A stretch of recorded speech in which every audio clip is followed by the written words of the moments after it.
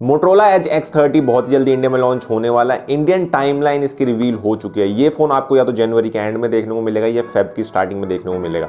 अब बात की जाए इसकी स्पेक्स की, क्योंकि ये फोन ऑलरेडी चाइना में अवेलेबल है, ग्लोबल मार्केट्स में ऑलरेडी अवेलेबल है, तो हमें ऑलरेडी पता है कि इस फोन में आपको क्या क्या देखने को मिलेगा। अब बात की जाए इसके चिपसेट की, 8 Gen 1, इसके बारे में आपने ऑलरेडी शायद बहुत सारी वीडियोस देख ली होंगी।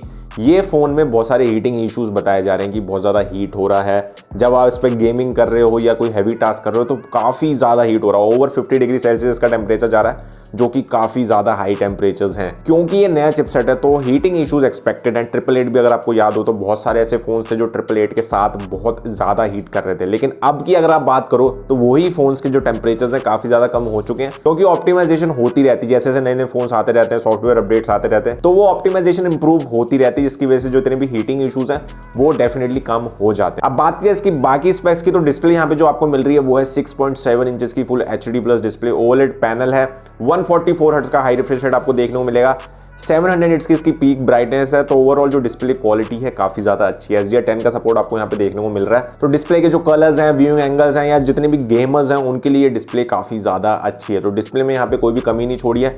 बेजल्स यहाँ पे जो आपको देखने को मिलते हैं वो काफी ज्यादा पतले हैं, जिसकी वजह से जो डिस्प्ले है वो काफी ज्यादा इमर्सिव लगती है। कंटेंट कंजप्शन के लिए बहुत ज्यादा तगड़ी है। अब बात की जाए बैटरी की, 5000 mAh की बैटरी आपको यहाँ पे देखने को मिल रही है, काफी अच्छा साइज है।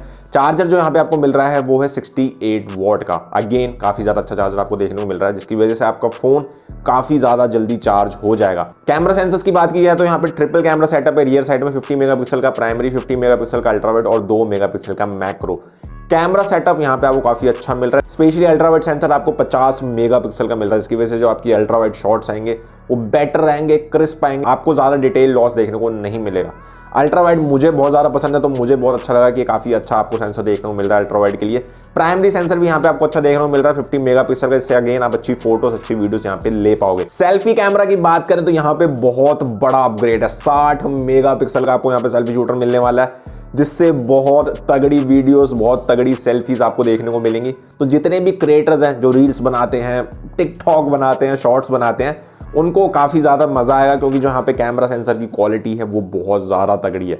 तो बहुत तगड़ी फोटोज आने वाली हैं। 60 मेगापिक्सल सेंसर भाई एक बहुत बड़ा अपग्रेड है। तो ओवरऑल जो कैमरा सेटअप है, रियर साइड की बात करूं या फ्रंट साइड की बात करूं, तो दोनों ही आपको काफी अच्छे देखने को मिल रहे हैं। अब बात की जाए मेन चीज की, जो कि है इसका चिपसेट। यहाँ पे आपको मिलेगा एकदम latest and the greatest Snapdragon का 8 Gen 1, 4 नैनोमीटर पे बेस्ड है। एफिशिएंट होना चाहिए, लेकिन जितने भी अभी रिजल्ट्स आए हैं, जितनी भी अनबॉक्सिंग आई है, टेस्ट आए हैं, उसके हिसाब से यहाँ पे इतनी ज्यादा एफिशिएंसी नहीं है। जैसे मैंने स्टार्टिंग में बोला था, क्योंकि एकदम नया चिपसेट है तो इनिशियली आपको थोड़े बहुत इश्यूज देखने को मिलेंगे। हीटिंग इश्यूज की बात कर लो या एफिशिएंसी की बात कर लो, लेकिन जैसे जैसे आपको अपडेट्स मिलते रहेंगे ये हीटिंग इश्यूज आपको डेफिनेटली कम देखने को मिलेंगे। जितने भी ऑप्टिमाइजेशन लेवल्स हैं वो इंप्रूव हो जाएंगे। अब बात की जाए इसकी मेन चीज की, जो मुझे पर्सनली पसंद है मोटोरोला फोन्स में, वो है इसकी स्किन।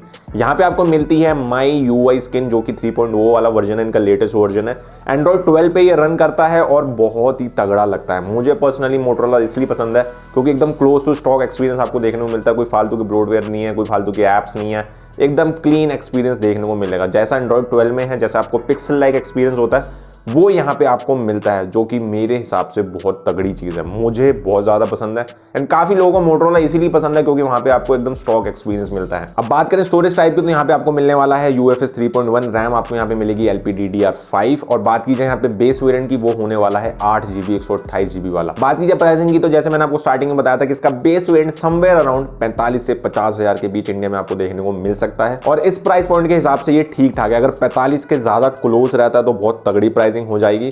50 के अंदर भी मैं कहूंगा ठीक ठाक प्राइसिंग है, क्योंकि एकदम लेटेस्ट चिपसेट आपको देखने को मिल रहा है। कैमरा सेंसर्स काफी अच्छे हैं, डिस्प्ले अच्छी है, तो ओवरऑल जो फोन है काफी ज्यादा वेल बैलेंस्ड है और काफी अच्छी आपको स्पेक्स लाके दे रहा है। तो प्राइसिंग मेरे हिसाब से मोटोरोला की सही रहेगी। जितने भी अभी नए फोन्स आए मोटोरोला के काफी अच्छी प्राइसिंग पे आए हैं, तो यहाँ पे भी मेरे ख्याल से आपको कोई डिसअपॉइंटमेंट नहीं होने वाली है। तो अगर आप इस फोन का वेट कर रहे हो तो जनवरी के एंड तक आपको ये फोन डेफिनेटली इंडिया में देखने को मिल सकता है, नहीं तो फेब में तो मिल ही जाएगा। सो इतना ही आपको वेट करना पड़ेगा। और जनवरी जैसे जैसे आएगा वैसे वैसे और लीक्स आएंगे फोन के, और जल्दी आपको पता लगेगा कि किस डेट को ये फोन एक्जैक्टली लॉन्च होने वाला है। तो डेफिनेटली आप इस फोन का वेट कर सकते हैं। So that's it for the video. अगर आपको वीडियो पसंद है तो लाइक, सब्सक्राइब टू चैनल। मैं मिलता हूं आपको अगली वाली वीडियो में, तब तक के लिए बाय।